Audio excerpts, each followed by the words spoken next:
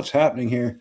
Um, it's not going to work. Like we're talking about how this plan's not going to work. People are against the war. What could they possibly do? What could they possibly do to get the American people behind this war? And in the past, we talked about how they're not even bothering doing a false flag this time, Don. But maybe they are. Why is Tulsi Gabbard still sticking around? Why? Why are you still there? Maybe she knows something we don't know. But I know there's this evil woman, Laura Loomer. Let me just say my camera to read this. This is from Daniel Davis, and follow Daniel Davis. Go to his YouTube channel and stuff. He's been doing the best analysis of this war in Iran.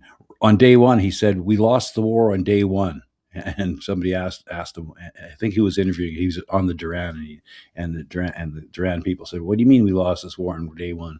He said because they ran war games the last 20 years on what would happen if we invaded Iran, and every time the guy who's controlling the Iran side in the war games wins every time. So why would they do this?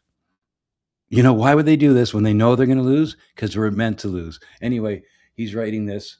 Federal authorities need to be paying close attention to this woman and her claims of just having a sense that something bigger than 9/11 is coming. And she's already readying blame on the supporting culprits, podcasters who warn against the foolishness of choosing war in the Middle East. This is all the fingerprints of a false flag prep. I know it sounds crazy. No, it doesn't, Mr. Davis, but this warning of Loomer is very specific to include scale. This either means she has dark knowledge or she is really just an unsubstantiated conspiracy theorist. The FBI should surely pay attention to this claim, especially if something similar does come to pass. This is Laura Loomer. She wrote this. Soon, there will be a massive Islamic terror attack in America, and the perpetrators will likely have financial ties to podcasters and those who are sowing discord for foreign nations in America. I predict there will be many casualties, and only then will it may be set in that people have been conned into supporting a terrorist psyop to distract you from the threat of Islam while the enemy plotted to destroy our country from within with botted conspiracy theories.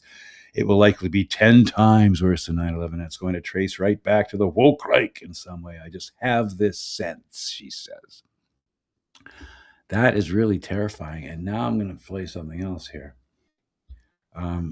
And when I saw this, I was kind of taken aback that they would just come right out and say this. But did you see any surprises in Gaza? Okay. Surprises? Yeah. You mean intelligence surprises?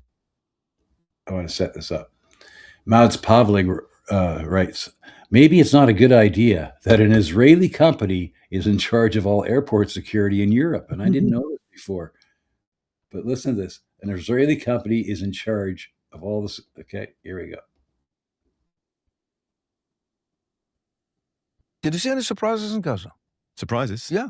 You mean intelligence surprises? Pages, walkie-talkies. Do you know how many treated equipment do we have in these countries? You can't. You don't. I do. You mean you mean booby-trapped equipment? Not only booby-trapped. And spying. Manipulated equipment. All right? In which countries are you talking about? All the countries that you can. I wanted this guy who's talking, this guy right here, he's former head of Mossad. And he's just talking about this openly. You can imagine. And not Gaza? Not Gaza. Nothing in Gaza at all. Did you see that?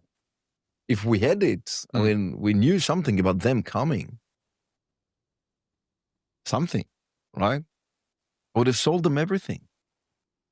Just everything. I mean, you can't imagine the quantity when I have invented that method. That was in 2002 to 2004. The pager method. The manipulated equipment method. Okay? We have already used it.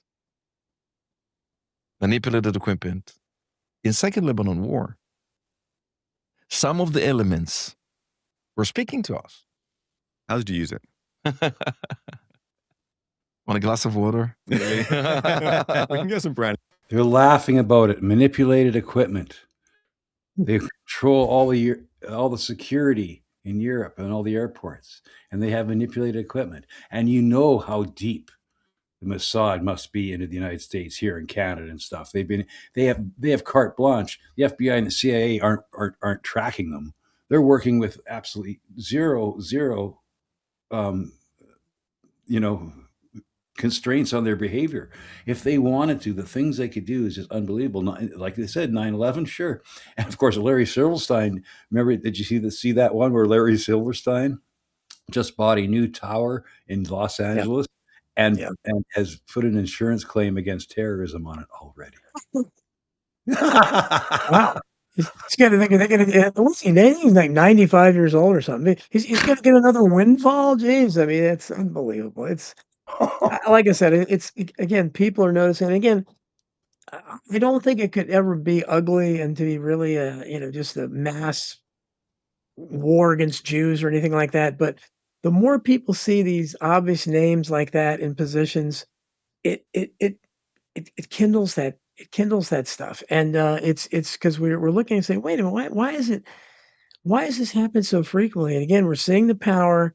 And when you have somebody like Laura Loomer, who is not impressive in any way at all, and for whatever reason has a big following, if you read her tweets, she is ratioed like 99% against her everything she posts. Absolutely. And so it's like, so how does she have a following? I mean, I don't understand. The same thing with Bongino now, and even Cash Patel himself. But if you read these things, Mark Levin, Ben Shapiro, whenever they tweet anything, they get destroyed in the comments. And the only people supporting them, when you look into the people that are supporting them, all Hasbro bot farms, all of them.